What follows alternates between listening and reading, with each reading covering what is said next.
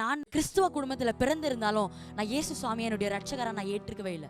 நான் 9வது படிக்கிற வரைக்கும் சர்ச்சுக்கு போவேன், வருவேன், ஊழியத்துல கூட சிலது எதுனா பண்ணுவேன். ஆனா ஆண்டவருக்கும் எனக்கும் ஒரு ரிலேஷன்ஷிப், உறவு எதுவுமே கிடையாது. கிறிஸ்டியன், அதனால சர்ச்சுக்கு வருவேன், போவேன், எல்லாமே பண்ணிட்டு இருந்தேன். ஒரு நாள் ஆலயத்துல குட் ஃப்ரைடே சர்வீஸ்ல உட்கார்ந்துட்டு இருக்கேன். அப்போ தேவனுடைய வார்த்தை வந்து கொண்டு இருக்கு.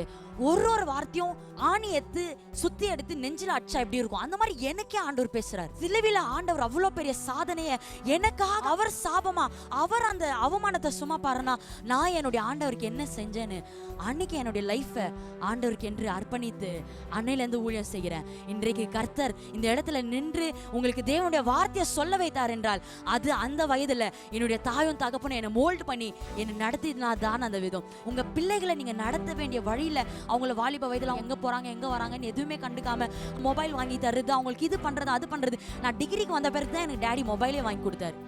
அதுவும் எதற்கு, ஆன்லைன் கிளாஸ்ல கொரோனா வந்ததுனால தான் எனக்கு மொபைல் வந்துச்சு. என் தம்பி அவன் டிகிரியை முடிக்க போறான், அவன் கையில இன்னும் மொபைல் இல்லை. மொபைல் உங்க பிள்ளைகளை உயர்த்தாதுங்க.